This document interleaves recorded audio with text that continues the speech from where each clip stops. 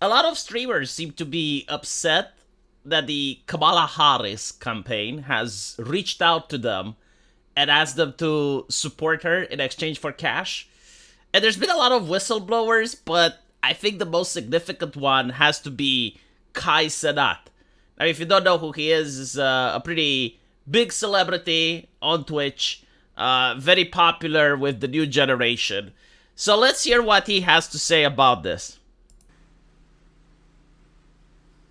Then on top of that, I got the fucking Secret Service calling me 5 times!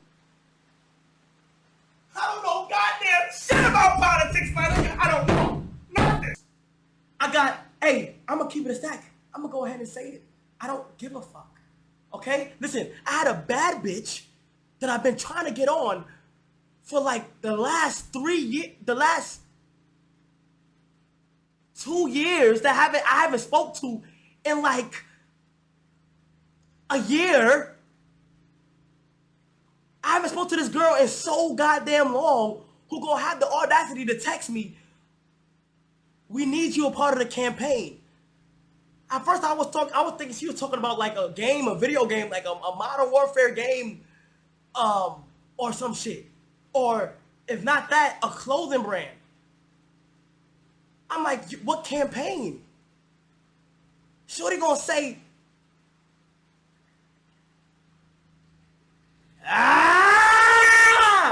we're not gonna get into details.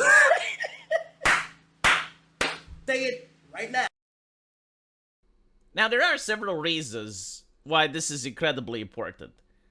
The first one is the fakeness of it all. I really, really despise fakeness. This is why I choose not to watch the television anymore. This is why I choose not to get my news from authoritative sources. And I actually watch independent content creators. Because the independent content creators, they're not obligated to listen to a boss. They're not obligated to have an editor.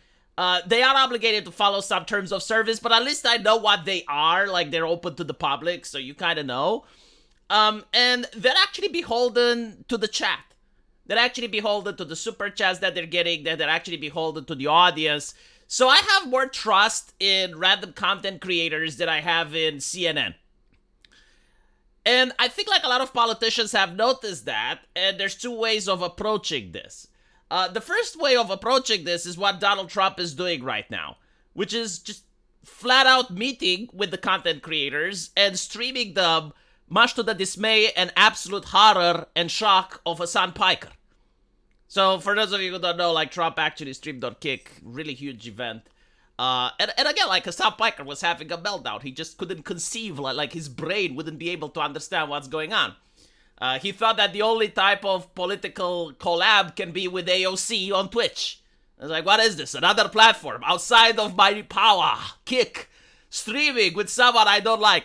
So, okay, like that is the one way to do it, because at least you know where the content creator that you like is standing. It's on the table, right? It's not hidden, like, you know what's going on. So I approve of that, right? I got absolutely nothing like when AOC goes around and plays video games with H Bomber Guy or, you know, some other streamer. Like, I think that's good. I think that's fine. Right? Like, politicians getting involved with streamers, that's perfectly okay. It's no different than them getting involved with CNN. But what is not okay and what is not fine and what I do find despicable, I don't even know if it's legal or not, but I definitely know it should be considered immoral, is when streamers get paid under the table to shill for political purposes. And sometimes you can even see it, like, it's so fucking disgusting. I don't know how you can humiliate yourself like that as a human being, because you gotta stand by things and you gotta say things that you don't believe in, but you gotta pretend that you do. Like, there were a lot of shills for Biden that shilled for him up until the last second, and they were like, no, like, he's not too old to run. No, he's got absolutely no cognitive issues. No, he's going to campaign. And then Biden drops out, right? Like, what does that do to your credibility? Right? Because you weren't, like, hired as a spokesperson. Like, the spokesperson for the White House, I can understand. You know, like, she is paid to actually make the White House look good. Everyone knows it's part of her job. Everyone knows that what she's saying is probably what she doesn't believe. But, like, she's going to try her best in order to make the White House look good. So it's understandable, right? But like when you do it under the table, when you take money and you don't disclose that, and you're pretending that you actually care about that politician, especially when it shows that you were wrong, you are misleading people, then that is flat out immoral. So like this is what a lot of streamers basically are coming out and they're saying. It's like, yeah, we were getting paid by the campaign. Like some were coming out saying that they were getting paid $20,000. Others like Kai Cenat comes out and doesn't disclose the amount, but I assume it must be more. And it's like this whole idea to make it seem as if it's grassroots, to make it seem that they genuinely like this politician, right?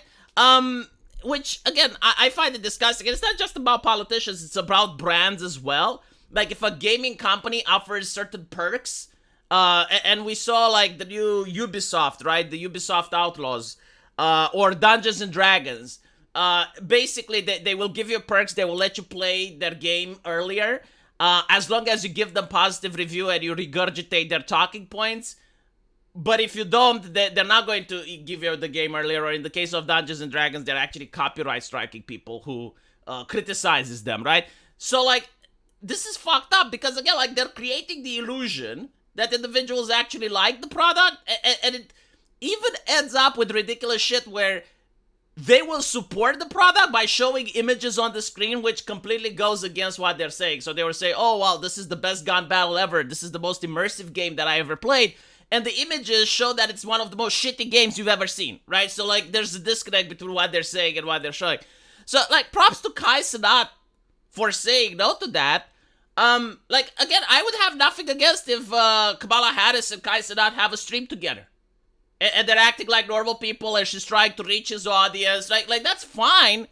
I would have absolutely nothing against it. But, like, this idea of, like, oh, we're paying you under the table and you know, sign this NDA, don't talk about it. And again, it's not whether it's legal or not, it's whether it's moral or not, and it's definitely not moral to me. Now, what I do find it fascinating is that a lot of Kai Cenat audience is very young, right? So, like, we're talking about young adults, age 18, some of them maybe even 16, or all the way up to 20. Right, I don't know if Kai Cenat has a lot of 40 years old in his audience, right? Or people my age, like if he's got like 35, 38, I mean, he probably has a couple, but I don't think like the percentage is significant, right? So he's like actually appealing to the younger generation. And what I find interesting is that during the Hillary Clinton campaign, if you didn't support Hillary Clinton actively as a Twitch creator, or, you know, like someone that's associated with the younger generation, it would give you backlash from the chat. It would get other content creators annoyed. Like, I remember the trouble that PewDiePie got into just because he had the MAGA hat on, right? Like, a lot of content creators got livid. It's like, how can we allow this in our community? Blah, blah, blah. But now when Kai Cenat does it, there is no backlash. Everyone is congratulating him. Everyone is saying, you know, good job. That's exactly what you need to do. You need to stick to your content. Don't get into politics, blah, blah, blah. Right? Like before, it was the mentality that everything is political, and if you don't get into politics, you're a far-right nationalist fascist because you're allowing these evil people to destroy our democracy. But now it seems, no. Actually, you know what? Not getting into politics, that's great. Like, you're an entertainer. You don't have to get into politics. If you don't want to do that, that's perfect. You know, stick to playing video games. Stick to what you're doing and what your fans are liking. And I actually respect that. That's a really good decision. Not everyone has to be into politics. Not everything has to be political. Like, some things require escapism. Like, sometimes people want to escape. And of course, you know, like, all content is political to a certain degree.